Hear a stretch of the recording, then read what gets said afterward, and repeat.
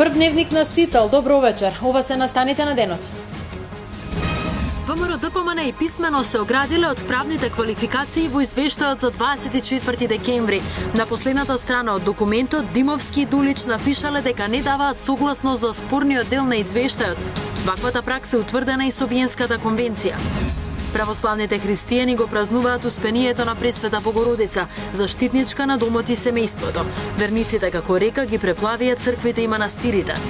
Трескавец широко ги отвори манастирските порти и им посака добре дојде на туристите кои првпат чекореа по нов асфалтен пат. Подготвен проектот и за реставрација на конаците кои изгореа во пожар. Пазарот се стабилизира, предизвикот се надминува. На 2 септември завршува заштитната мерка за условен увоз на пченица од странство. Фејсбук е одличен извор на информации за владите и полициите од целиот свет. Македонија во првите месеци од 2013 барала информации за 11 корисници. Сител анализира кога Фејсбук заборава на приватноста и соработува со истражните органи. Се поизвестна е воената интервенција во Сирија. Западните медиуми јавуваат дека нападот може да се случи веќе утре. Белата куќа нема дилема дека режимот на Асад заслужува казна за нападот со хемиско оружје. Уште едно лице уапсено за монструозното убиство на момчињата кај Смилковското езеро. Според информации на Сител, станува збор за 28-годишниот Сами Љута, кој бил уапсен на граничниот премин Блаце. По наредба на јавниот обвинител со посебен извештај е проширена истрагата за случајот Монструм, а на Љута му е изречена мерка 30-дневен притвор. И тој како и останатите обвинети во овој случај ќе одговара за тешкото кривично дело тероризам. За масакрот кај Смилковското езеро, кој се случи на Велики четврток минатата година, судскиот процес стартуваше на 20 декември лани. На обвинителната клупа се Фейзи Азири, Алим Исмаилович, Рами Сейди и Хаки Азири. Алил Демир и Африм Исмаилович, кои се обвинети како директни извршители, се наоѓаат во затвор во Косово за нелегално поседување на оружје.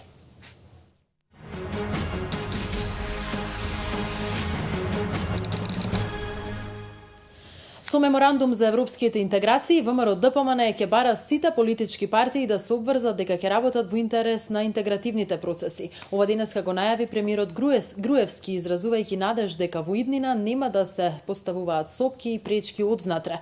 Содржината на меморандумот им била веќе позната на партиите и била изготвена од владеачката партија согласно договорот од 1 март. Ќе влезе во собраниска процедура до крајот на неделата. Тоа се однесува до договорот од 24-ти, мислам дека доволно кажав во минатите мои излагања, особено овој викенд бев доста присутен во медиумите и ги кажав сите работи што мислам дека треба да се кажа. Меѓутоа што се однесува вториот дел од прашањето поврзано со европските интеграции, можам да најавам дека ВМРО ДПМН веќе има изработено согласно договорот од 1 март, каде што тоа е напишано како задолжение, еден меморандум во кој што ќе се пушти во парламентот за поддршка на евроатлантските интеграции. Тој меморандум веќе го има во една поодамнешна фаза, некаде уште пред локалните избори го имаат видено представниците на СДСМ и се има согласено со содржината во него, така да не очекувам дека ќе има некои проблеми, така што мислам дека утре или заутре ВМРО ДПМН ќе го лиферува, ќе го пушти во процедура во парламентот на Република Македонија. Целта е не само да се потврди на нашата заложба и на сите парламентарни партии, туку и да на некој начин се изрази подготвеност за во иднина да нема попречување на тој пат, бидејќи често пати случајно или неслучајно се соочуваме со попречување на тој пат, така што се надевам дека овој меморандум ќе биде едно ново декларирање на непопречувањето на патот кон Европската унија. Непопречувањето на самите себе зборувам. Не зборувам за другите попречувања, туку непопречувањето на самите себе. Илија Димовски и Благородна Дулич, двајцата потписници на извештајот за 24 декември, предложени од ВМРО ДПМН, и писмено се оградиле од правните квалификации во документот. На последната страна под своите потписи запишале дека тој дел од извештајот е без нивна согласност. Ваквата пракса на отфрлање делови од подпишани договори е утврдена и со Виенската конвенција. Груевски уште на пресконференцијата пред подпишувањето најави дека за неговата партија и за поголемиот дел од јавноста правните квалификации ќе немаат никакво значење. Членовите од ВМРО ДПМН во ад-хок комисијата за 24 декември и официјално написмено се оградуваат од делот извештајот. Во копијата од документот која објави еден медиум се гледа дека во писмена форма пратениците Илија Димовски и Благородна Дулич од ВМРО ДПМН се оградуваат од правните квалификации во извештајот на комисијата. На страната каде што стојат подписите, може да се види дека резервата е изразена во писмена форма и е составен дел од извештајот. Под подписот на Димовски и Дулич, со нивни ракопис, тие додале дека подписот е без согласност за правните квалификации. Правните експерти кои ги консултираше Сител коментираа дека вака изразената резерва во однос на содржината на извештајот потврдува дека оградувањето на ВМРО ДПМН има и официјална форма и не е сведена само на изјавите на премиерот Груевски и пратеникот Димовски. Изразувањето на резерва или несогласување со одредени делови од ваков тип договори или слични не е новина, туку тоа е воспоставена пракса и во меѓународната политика. Велат експертите и додаваат дека Виенската конвенција, која ги регулира меѓународните односи и договори, има цел посебен дел кој всушност се занимава со ваков тип на изразување резерва. Изразот резерва означува еднострана изјава без разлика како е составена или наречена, што им дава на државите можност при подпишување, ратификување, прифаќање или одобрување на договорот да исклучат или да го изменат правното дејство на некој од одредбите на договорот во поглед на негово спроведување. Резервата погодува само дел од договорот и до известна граница го менува договорениот режим, стои во конвенцијата. Познавачите на правото велат дека резервата или оградувањето можат да се стават за време на подпишувањето, ратификацијата или одобрувањето на договорот, но најпогодно е за време на подпишувањето. Во член 23 од конвенцијата пишува дека резервата мора да биде прецизно формулирана и да е во писмен облик, што во случајот со извештајот е сторено, каде под подписите Димовски и Дулич додале во писмена форма дека не се согласуваат со правните квалификации. За значењето на забелешката под подписите и за правното значење на подпишаниот документ во Дневникот разговараме со професорот по уставно право Тања Каракамишева. Професорке, добро вечер. Добро вечер. Најнапред дозволете ми да во мое име им честитам на сите христијански верници, го честитам овој голем празник христијански и да им посакам се најубаво во животот. Професорке, најпрво и на вам исто така и на сите членови, односно вработени во Сител телевизија. Ви благодарам, знам дека овој празник има значење за вас, што одвоивте време за една правно-политичка дебата во нашето студио. Ме интересира најпрво за значењето на подписите, односно на забелешката под подписите на Дулич и на Димовски. Има ли тоа некакво правно значење и какво е значењето на документот кој е подпишан? Значи вака, од правен аспект, интересно е што овој извештај има правен дефект, би рекла, во два аспекта. Најнапред, првиот аспект е што има подписи, односно подписи и доле резерва ставена, односно забелешка на самиот подпис, во кој дел извештајот не го прифаќаат двајца члена на комисијата, меѓутоа исто така подписи и од претседател кој што е во оставка, што доста го проблематизира правниот аспект на самиот извештај. Забелешката или популарно наречено во правото резерва може да се стави во договорите и при тоа се оградувате, подписничката страна, односно договорната страна, се оградува во одреден аспект, односно одреден дел од договорот или конкретно од извештајот, за кој што тие не се согласуваат или тој не се согласува и каква е правната квалификација, односно какво е правното значење за тие подписнички страни кои што фактички се оградиле, односно ставиле резерва, тој дел од извештајот, односно договорот нема правна тежина, нема правно значење. Виенската конвенција која што е попатно нели спомената и во прилогот, се однесува на меѓународни договори и на земји кои што потпишале или ратификувале меѓународни договори, меѓутоа со одредена правна аналогија може да се употреби и за физички лица, односно подписнички страни кои што се нели ставени во функција да подпишуваат одредени правно релевантни документи. Во овој случај извештај, бидејќи не станува збор за договор, се работи за извештај кој што е подпишан од страна на релевантни фактори, односно подписнички страни и при тоа се става точно резерва на оној дел кој што од кој што тие не се задоволни, односно не се согласуваат со истото и за нив тој дел од извештајот нема правна тежина и правно значење. Може ли да се направи никаква аналогија со она што се одлуки на Уставниот суд и издвоените мислења кои што може да ги дадат судиите? Така, значи издвоените мислења се даваат во како правни мислења нели во посебен акт, односно во посебна писмена форма. Можеби и тука резервата требаше да биде објасната од страна на двајцата подписници, меѓутоа што е тука и има сосема е различно кога во судот се постапува со издвоени мислења, сосема е различно кога на политички начин формирана комисија, политички номинирани функционери ставаат вакви резерви. Значи се работи за сосема различна категорија, би рекла, на издвоени мислења и ставање на резерви по однос на одредени делови на извештај, кој повторно ќе кажам не е договор, туку е одреден правен документ кој треба да заврши одредена работа. Но таа насака и моето следно прашање, ги делегитимираме ли институциите со тоа што постојано имаме политички тела кои што имаат клучна улога за клучни државни и стратешки прашања? Така, пред тоа да ви го одговорам, би сакала само да кажам дека овој извештај е правно дефектен од два аспекта. Како што кажавме, првиот аспект беше ставањето на резерва или упатување на резерва од страна 2 члена од комисијата, плюс председателот на комисијата кој е во оставка, се проблематизира исто така и неговиот подпис.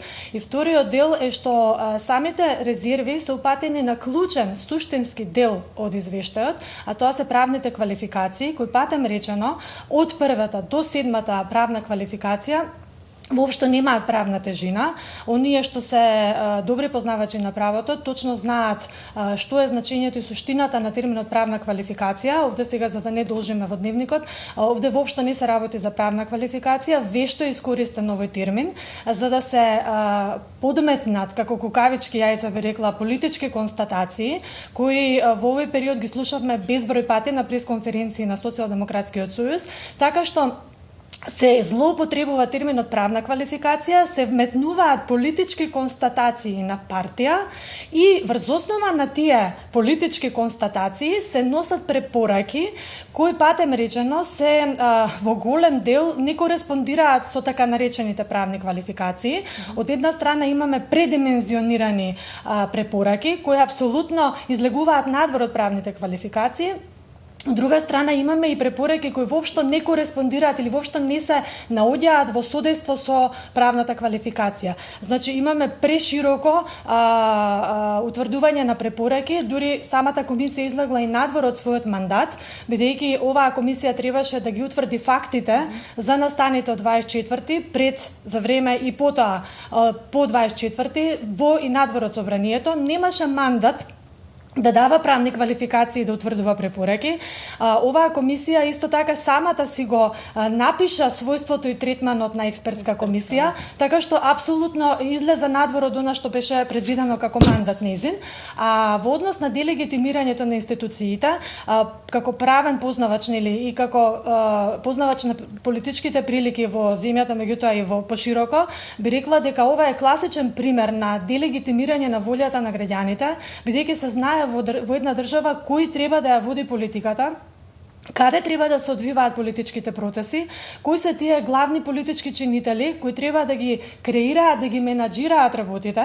Кај нас никако излезе од непишано правило од еден исклучок да се наметнува како правило дека вакви типови на квази институционални форми на тела кои што се на проблематичен начин формирани немаат, би рекла, ниту легитимитет, а уште помалку правна основа да наметнуваат политики, па уште повеќе да се наметнуваат над институциите и да бидат главни менаџери на политичките процеси. Ова не само што не е демократски чин и демократско правило, туку напротив представува враќање на некои сосема поинакви форми на владење, кои што се познати во некои други земји, така што мислам дека демократските вредности не се негуваат и принципи не се негуваат на овој начин, бидејќи ако се повикувате на владење на право, вие треба да ги почитувате и исто така демократските принципи и процеси во кои што кои што се извлекуваат од владењето на правото и да ги почитувате демократските институционални форми,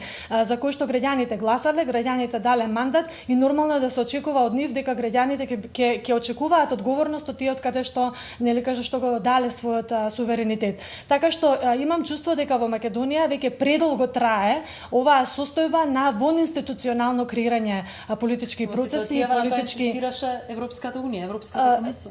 Точно на тоа ја алудирам, затоа што Европската унија е таа која што е прва, која што постојано алудира на почитување на правото, на демократијата, на демократските вредности и принципи, а токму демократските институции кои што се избрани од граѓаните се всушност врвот на демократијата и на таа демократска култура за која што зборуваат европските представници. Мислам дека е редно време Македонија да престане со овој тренд кој што се повеќе се засилува на вонинституционално креирање на политички процеси и да се вратат работите таму каде што си се, затоа што Македонија има капацитет и не само што има капацитет, има алатки предвидени и во постојните закони, и во постојните деловници, и во постојните акти правни, само треба да се искористат и убаво да се стават во функција. Уште едно прашање би ви поставила. Сега во извештај треба тие препораки за кои што зборуваме, треба да бидат имплементирани во собранието преку деловници, преку измени на закони и слично. Дали тоа ќе биде сложен процес за македонските пратеници и оние останати делови од првомартовскиот договор, меѓу кои и меморандумот кој денеска го најави премиерот Груевски, колку работа имаме всушност за пратениците која произлегува од овие договори извештаи? Би сакала да напоменам дека овие препораки воопшто не се ново. Оние кои што се познавачи на парламентарното право и на парламентарните практики ги имаат прочитано милион пати овие препораки и овие само во видоизмената и форма која што е прилагодена на Македонија, во бројни трудови на реномирани експерти, во бројни дебати, па дури кога се водеше дебатата за измена на деловникот, на постојниот деловник во Македонија, ние сме зборувале за некои од овие работи, така што апсолутно не се работи за препораки кои што се нешто новина, туку напротив, некоја добра практика во парламентарното право. Мислам дека дел од нив можат да бидат инволвирани многу лесно и многу брзо во деловникот и во законот за собрание, бидејќи представувале некаков тип на пречка во нормалното одвивање на собранието. Меѓутоа, јас повторно мислам дека каква и сакате правна форма или правна норма ставете во закон и во деловник, ако не постои политичка волја за почитување на тие правни норми, вие не сте направиле ништо и повторно тапкате во место. Значи, многу често правната форма може да ви биде само параван, само параван или едно вид завеса зад она што представува ваша политичка идеја, а тоа е или често пати да го блокирате работењето на институциите, често пати да повикувате на некои недемократски активности, често пати за да добиете некој политички поен, да се удварате на некои структури во државата и така натаму. Добро е кога правото се применува во функција на подобрување на демократијата.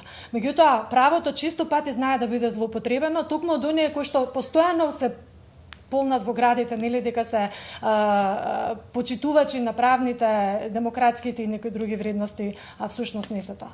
Професор, ќе ви благодарам за анализата и гостувањето во Дневникот. Ви благодарам и на вас за поканата. Одиме понатаму. Facebook е одличен извор на информации за владите и полициите од целиот свет. Македонија во првите месеци од 2013 барала информации за 11 корисници. Сител анализира кога Facebook заборава на приватноста и соработува со истражните органи.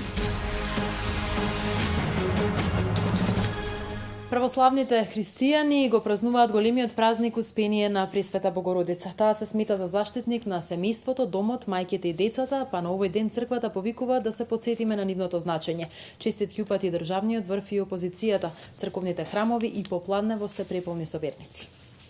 Православните верници денеска го чествуваат Успението на Пресвета Богородица. И ова 28 августовско утро патот ги нанесе ширум храмовите низ земјава, каде празнувајќи го упокојувањето на Мајката Божја, низ молитва присуствува на светата литургија. Атарот на манастирот на Матка, кој го носи името на овој голем христијански настан, беше еден од оние кои утрово собраа неколку стотици граѓани. Денешниот празник е на Успението на Пресвета Богородица, празник кој го потврдува значењето на воскресението Христово за нас луѓето, бидејќи првиот кој што ги, како да кажам, ги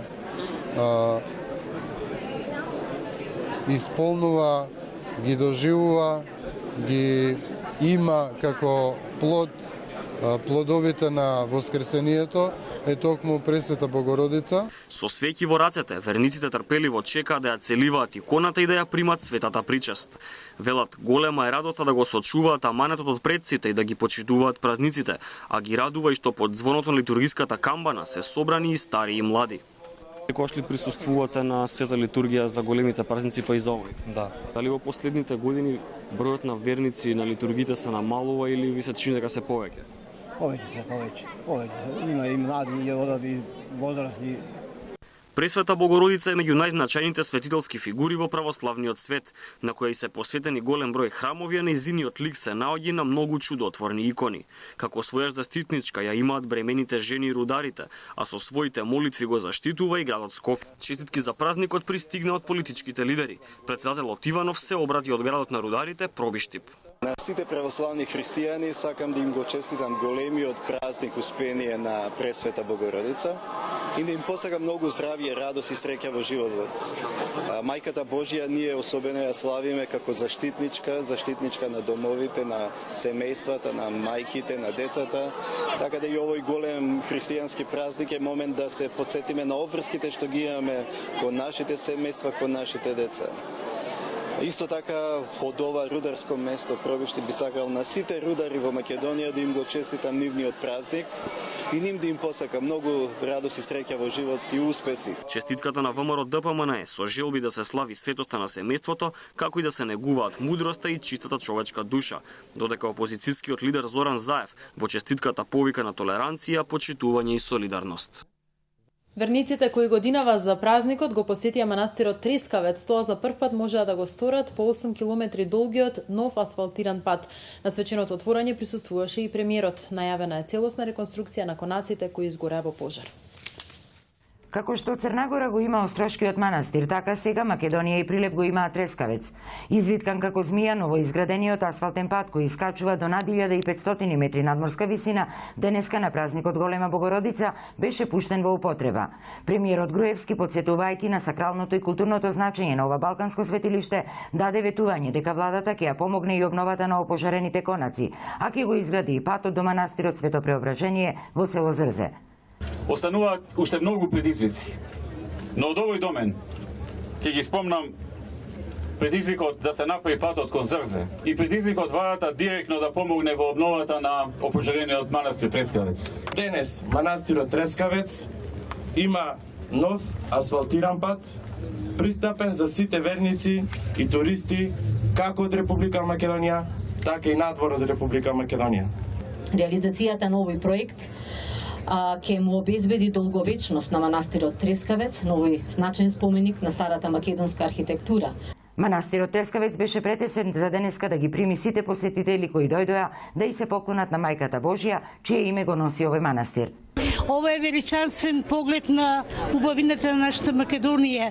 Настан за очите, празник за душата е. Богородица нека ни е на помош на сите и на нас. Патот до манастирот Трескавец се гради за прв пат во неговото петвековно постоење. Изграден беше за рекордни 12 месеци и покрај крајно лошата траса. Сега наред е возобновувањето на изгорените конаци кои настрадаа во големиот пожар кој се случи на 4 февруари годинава.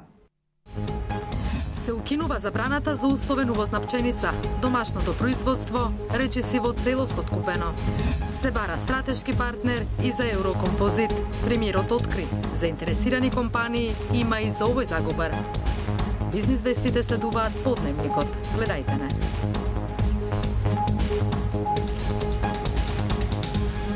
Фејсбук многу често не е само за забава, туку е одличен извор на информации за владите во целиот свет. Само во првите 6 месеци годинава 38.000 пати различни влади побарале од социјалната мрежа број 1 да им ги даде заштитените информации за нејзините корисници. Тука и македонската влада која се интересирала за 11 лица. Дел од нив биле поврзани со насилни протести и повици за етничка нетрпеливост, дел пак биле осомничени за кривични дела. Еден од поинтересните случаи за кои македонската полиција барала помош од Фејсбук е на лажниот Трајко Велјановски, кој преку Фејсбук му закажувал состаноци на првиот парламентарец. Најголемата социјална мрежа Фејсбук и помага на полицијата во криминалните истраги. Криминалци, потпалувачи на верска, расна и етничка омраза, организатори на насилие, податоците на овие Фејсбук корисници им се достапни на властите. Фејсбук јавно ја објави статистиката, според која владите на 74 земји од светот во првата половина од годината побарале информации од нив за 38.000 корисници. Но овој список е и македонската влада, која преку МВР испратила 9 барања за откривање на информации за 11 Facebook корисници. Од Министерството за СИТЕЛ ги откриваат причините поради кои побарале помош од компанијата. Изминатиот период за жал се соочувавме и со злоупотреба на социјалните мрежи, особено на оваа. Меѓу посериозните и оние кои представуваат поголем ризик беше употребата на говор на омраза и формирањето групи кои повикуваа на насилство кое можеше да има далеку сежни последици, појавниот трети мир и меѓуетничкиот соживот во земјава. Во сите тие случаи МВР директно комуницираше со Facebook и од нивна страна релативно брзо добивавме реакција, односно се блокираа и бришеа сите групи и поединци кои го злоупотребуваа Facebook. Еден од поинтересните случаи кога полицијата со помош на Facebook успеала да го открие идентитетот на лицето кое се обиде да ги измами граѓаните, представувајќи се како претседателот на собранието Трајко Велјановски. Освен во овие случаи, МВР со Facebook контактираше и кога ни беа потребни податоци за лицата кои стојат зад некои профили за документирање на кривичните дела кои им се ставаа на товар.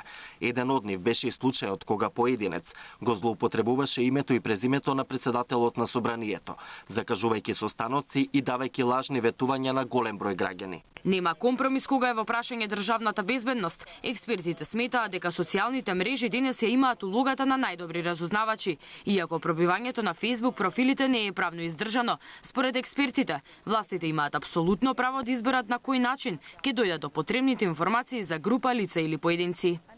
Кога е државниот интерес во прашање, односно зачувување на некаква државност или зачувување на мирот во државата, зачувување на глобалната слобода кај луѓето, тука нема компромис дека тие може да барат и треба поагресивно да настапуваат кон тоа да добијат такви информации со цел да го зачуваат внатрешниот мир.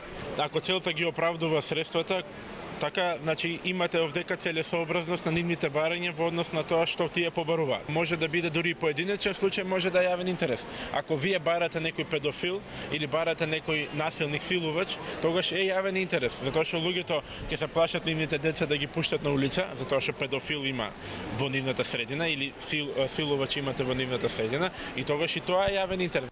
Според професорот Рашковски, не само Facebook, туку и останатите социјални мрежи се извор на голем број информации. Многу е важно да се внимава од која институции и за која цел се бараат податоци за корисниците. Токму поради тој факт, голем број барања на владите се одбијани од компанијата.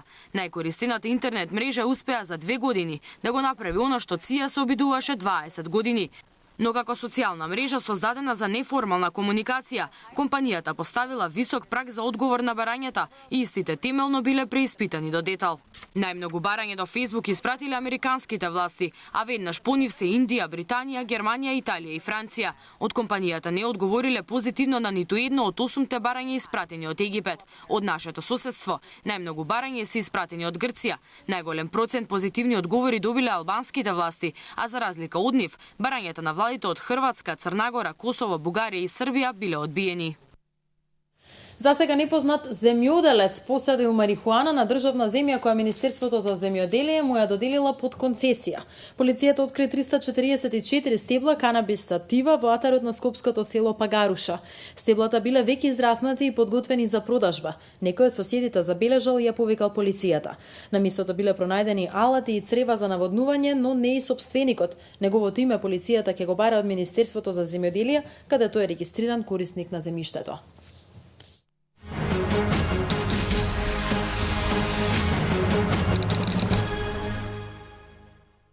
Чека само наредбата на американскиот претседател. САД, Франција и Велика Британија се на готовс за напад врз Сирија.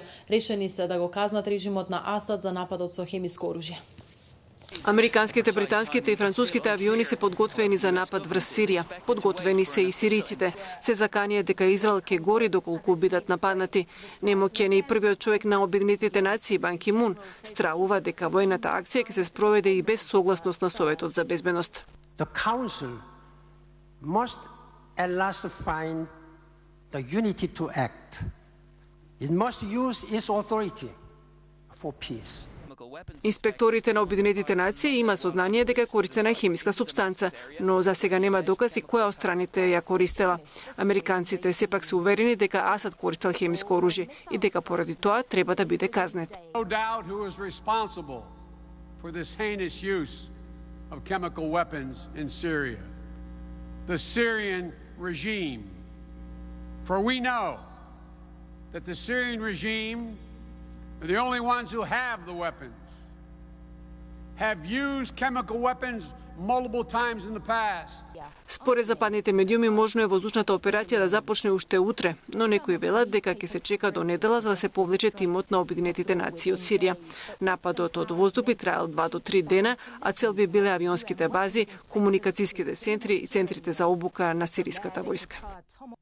Игор, повели со вестите од спортот. Благодарам. Започнуваме со ракометот. Македонскиот ракометен вице-првак Металург и оваа сезона преку квалификациите ќе мора да се бори за пласман во групите од Лигата на шампионите. Во овие моменти во спортскиот центар Борис Трајковски во Скопје Металург го игра првиот надпревар против унгарскиот ПИК Сегет. Моменталниот резултат на 5 минути до крајот на првото полувреме е 3 гола предност, 12-9. Во неколку наврати, впрочем, Металург ја имаше и таа предност. Ремаш на преварот, овие два тима ќе го одиграат веќе в недела на 1 септември, кога ќе бидат познати и останат, а во понеделник ќе бидат познати и сите екипи кои ќе играат во групната фаза. До сега таму се квалификува преку плей-офот актуелниот европски шампион Хамбург. И некој интересно е да напоменеме дека на овој надпревар коментарите на Металург покрај верната публика од Автокоманда ќе имаат и поддршката на членовите на кошаркарската репрезентација на Македонија. Кошаркарските репрезентативци ќе бидат составен дел од публиката во спортскиот центар Борис Трајковски во обид да бидат одново късметли, како што тоа беше случај и при нивното прво присуство на пријателскиот надпревар меѓу Македонија и Бугарија, во кој фудбалерите славеа победа со 2:0. И додека нашите кошаркари завршија со контролните надпревари, продолжуваат со своите подготовки за престојниот Евробаскет во Словенија и тоа во Скопје се до 2 септември. Дел од нашите противници завршната форма ја бараат се уште преку одигрување на контролни пријателски средби. Такви се настапите на селекциите на Литванија и Босна и Херцеговина со кои Македонија ќе игра во првата фаза во есенице. Вчера Литванија совлада Италија со 79-63 на турнир кој се игра во Атина, на кој домаќинот Грција пак беше убедлив во дуелот со Босна и Херцеговина со 71-88.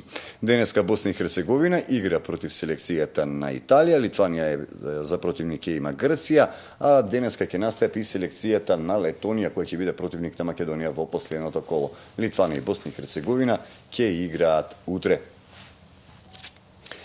На меѓународната сцена актуелен е фудболот, односно Лигата на шампионите. Екипите на Арсенал, Базел, Австрија, Виена, Шалке и Стеау обезбедија пласман во следната рунда, а кај нас пак попладнево беа одиграни средбите од петото коло во првата македонска фудбалска лига. Одиме најнапред со резултатите во првата фудбалска лига. Шкендија Работнички 2-2, Напредок Гостивар 3-0, Пелистер Металург 2-2, Вардар Јасовода Брегалница со 1-0, Македонија Ѓорче Петров Хоризонт 2-1 и Евро Милк Ренова 1-2. Еве како изгледа табелата и покрај поразот Хоризонт е прв пред Брегалница, Вардар е на третата позиција со 8 бода, толку има и Ренова и Пелистер, Металург досега собра 7 бодови. Следува Работнички со 6 бодови, по 5 имаат 8 и 9 пласираните Евро Милк и Напредок, Шкендија 4, Гостивар на предпоследното место 4 и Македонија рековме ги прокнижи првите бодови. Ќе ги видиме најинтересните моменти на преварот меѓу Вардар и Брегалница. Новелијата во црвено-црниот дрес Адемовиќ во 15-та минута беше стрелец на единствениот победоносен гол за Вардар во дуелот со Брегалница, иако голема шанса во 30-та минута има и Штипјани, откако ударот на Христов сепак заврши во стативата од голот на Вардар. Зенит е пред триумф и во вториот надпревар во дуелот против Фереира. Вечерот ќе бидат познати останатите 4 тима кои ќе играат во групната фаза од Лигата на шампионите. Одиме со Телопот од Лигата на шампиони.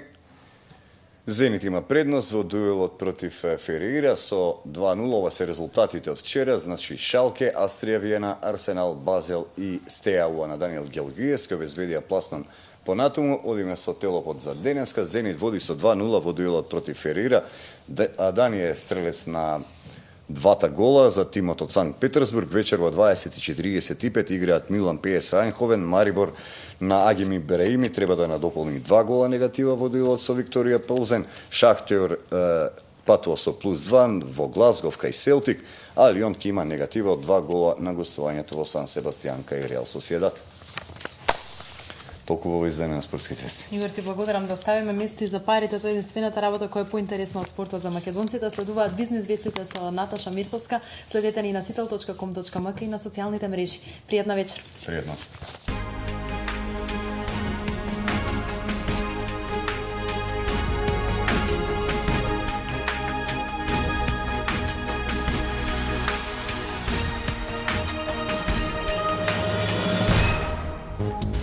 Се укинува забраната за условен увоз на пченица. Домашното производство речиси во целост откупено. Се бара стратешки партнер и за Еврокомпозит. Премиерот откри, заинтересирани компании има и за овој загубар. Со капиталните проекти почнува да заживува Источна Македонија. Најавените и веќе реализирани инвестиции отворија и нови работни места.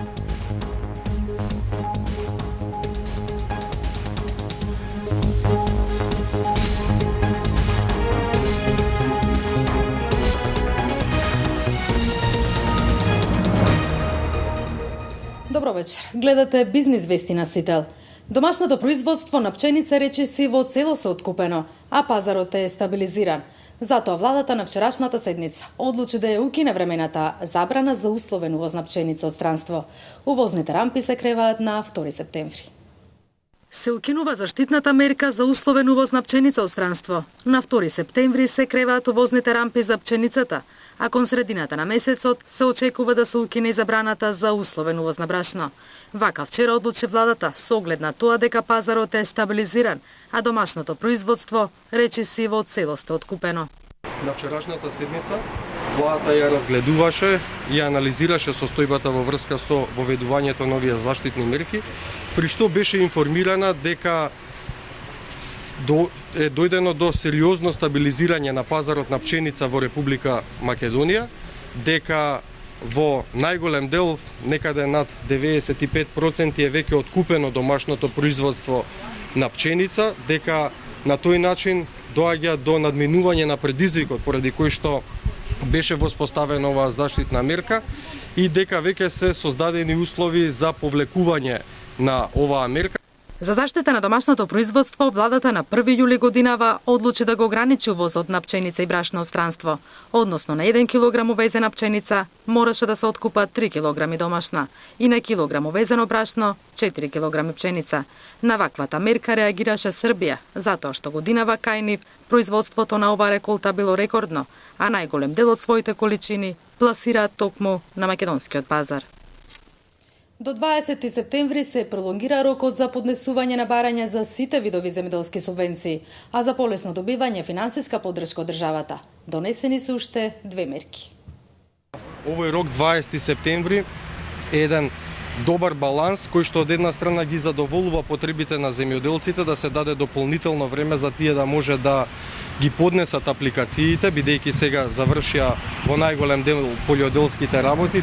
Оние земјоделци кои што не добиле субвенции во 2012 година, а поднеле апликации, не ги добиле субвенциите затоа што немале платено водарина или пашарина, тоа е некаде бројка од околу 400 до 500 земјоделци, ќе им биде овозможено овие субвенции кои што не ги добиле во 2012 година да ги добијат од програмата во 2013 година. Влезот на гигантот Филип Морис во Тутунскиот комбинат ветува за здравување на загубарот.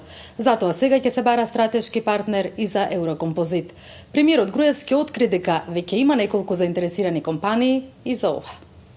Влегувањето на тобако гигантот Филип Морис во Прилепскиот тутунски комбинат ветува за здравување на прилепската компанија, иако ова требало да се случи многу порано, уште во 90-тите години, рече денеска во Прилеп премиерот Никола Груевски. Тие планираат да произведуваат Малборо во Прилеп заедно со Тутунскиот комбинат. Некаде околу Нова година или по Нова година треба да почне и реалното работење. Ова е работа што требаше да се случи некаде 93-та, 94-та, кога големите брендови влегуваа во источните држави. Верувам Прилепскиот комбинат ќе беше троstruko поголем и помоќен и повеќе луѓе ќе вработуваше од тоа што е сега. По однос на откупот на тутунот, Груевски посочи дека владата останува на ставот да продолжи да го субвенционира тутунопроизводството, но и да ја задржи, ако не и да ја зголеми, минатогодишната откупна цена од 180, односно 220 денари за килограм тутун. Според премиерот, за загубарот Еврокомпозит ќе се применува истата стратегија како и со Тутунскиот комбинат, односно ќе се бара моќен стратешки партнер, а според сознанијата веќе постои известен интерес кај одредени компании за оваа опција. Во последно време е често на расправа на владата, бараме начини како да се помогне. Се чини дека состојбата таму е уште подобра отколку со Тутунскиот, бидејќи нема многу долгови или речиси нема долгови, или се многу мали, или се речиси без долгови, што дава и подобра можност за изнаоѓање на партнер, за разлика од Тутунскиот. Премиерот Никола Груевски денеска престојуваше во работна посета на Прилеп, при што во употреба беа пуштени неколку значајни објекти за општината. По 25 години Пробиштип доби нов пазар, вреден 1,13 милиони евра. Со капиталните инвестиции, Источна Македонија почнува да заживува. Постојано има нови проекти кои отвараат нови работни места. По цели 25 години Пробиштип доби нов градски пазар вреден 1,13 милиони евра. Ова за рударскиот град е една важна капитална инвестиција. Локалната власт овде знае што прави и се што прави во интерес на народот. Владата на Република Македонија и досега и понатаму ќе биде посветена со поддршка и финансиска и во секој друг поглед на општина Пробиштип. Но она што е главно и најзначајно е сепак да обезбедиме заеднички отварање на нови работни места. Вчера јас бев во Каратманово, комбинатот Джумаилија поранешен. Сега отворивме нова инвестиција таму, односно се реновира комбинатот и она што го работеше и уште повеќе, значи ќе се инвестира во производство на млеко и сточна храна со 2000 вработувања, директни вработувања, кои што секако ќе овозможат и жителите на општина Пробиштип да имаат корист од тоа. Пред тоа, една недела пред тоа, во Штип, во новоформираната слободна зона, имавме можност да видиме дека веќе е изградена фабриката на Джонсон Контролс. Таму има веќе 700 работници, очекуваме околу 1500. Пазарот се наоѓа на површина од 8000 метри квадратни. Ќе бидат поставени 200 тезги кои ќе ги задоволат потребите на купувачите. Ќе се продаваат продукти по ХАСАП стандарди. Има околу 200 тезги на кои што ќе се продаваат пред се земјоделски производи. Градскиот пазар има околу 3623 метри квадратни паркинг простор и околу 4000 метри квадратни оплочени површини. Владата посочи реализации на повеќе други проекти. Еден од позначајните на кој во моментов се работи, кој се очекува набрзо да биде готов, е патниот правец Пробиштип Свети Николе. Во завршна фаза и патниот правец Пробиштип Злетово. Наскоро се очекува и почетокот на втората и третата фаза од најголемата инвестиција во источниот дел на Македонија, хидросистемот Злетовица, проект кој е од голема важност за економијата на општина Пробиштип. Неговата реализација ќе значи отворање на нови работни места, поддршка на земјоделството и обезбедување на енергија. Општина Радовиш пак инвестира 1.300.000 евра во инфраструктурни проекти. Општина Радовиш во инфраструктурни проекти инвестира 80 милиони денари. Според бројот на населението и висината на вложените средства, општината е во самиот врв во земјава. Само во делот на патната инфраструктура и тротоари од буџетот се одвоени 13,5 милиони денари. Се предвидени 12.000 метри квадратни улици и патишта на територијата на општина Радовиш целосно да се реконструираат и санираат. Околу 2500 метри квадратни бекатон плочки да се реконструираат на тротоарите. Со кредит на Европската банка за обнова и развој преку Министерството за транспорт и врски беа вложени дополнителни 915.000 евра за целосна изградба на локални патни правци до околните населени места. Радовиш е една од раритетните општини кои издвојува средства за подобрување на здравствената заштита на населението. Реконструирана е консултативно специјалистичката зграда, набавена е медицинска опрема, а целосно ќе се замени столаријата во здравствениот дом. ако ги собереме сите заедно, значи некаде 13,5 милиони денари општина Радовиш инвестира во подобрување и осовременување на условите во здравниот дом во Радовиш. Во дело за спорт и рекреација ќе се гради мултифункционално игралиште, инвестиција од 11,4 милиони денари, а веќе се изградени 2 детски парка во централното градско подрачје. Локалната самоуправа интензивно работи на изработка на проектната документација за реализација на капиталните проекти, градски пазар и прочистителна станица. Ова беше последната информација во овие вести. Имајте убава вечер.